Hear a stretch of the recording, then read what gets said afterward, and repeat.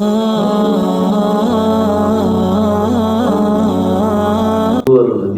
صلی اللہ تعالیٰ محمد صلی اللہ علیہ وسلم۔ خادم نبی حضرت سیدنا انس بن مالک رضی اللہ تعالیٰ عنہ کے باغبان یعنی مالی نے ایک بار حاضر ہو کر شدید قحط سالی یعنی بارشیں نہ ہونے کی شکایت کی۔ آپ نے وضو کیا اور نماز پڑھی، پھر فرمایا اے باغبان آسمان کی طرف دیکھ، کیا تجھے کچھ نظر آ رہا ہے؟ اس نے عرض کی حضور مجھے تو آسمان میں کچھ نظر نہیں آ رہا۔ آپ نے دوبارہ نماز پڑھ کر یہی سوال فرمایا اور باغبان نے وہی جواب دیا۔ پھر تیسری یا چوتھی بار نماز پڑھ کر وہی سوال کیا تو باغبان نے جواب دیا ایک پرندے کے پر کے برابر بدلی کا ٹکڑا نظر آ رہا ہے۔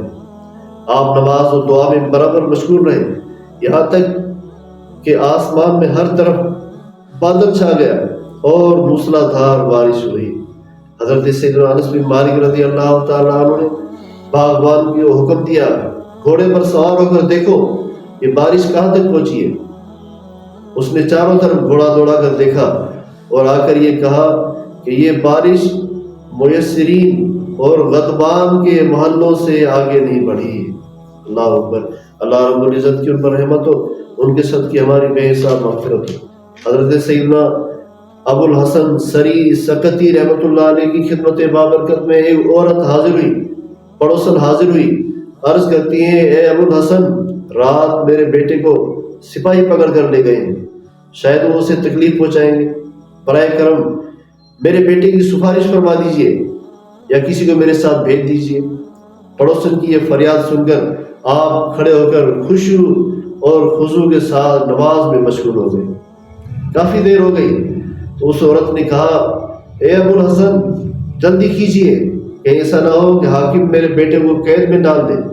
آپ نماز میں مشغول رہے، پھر سلام پھیرنے کے بعد فرمایا اے اللہ پاک کی بندی میں تیرا ہی معاملہ تو حل کر رہا ہوں۔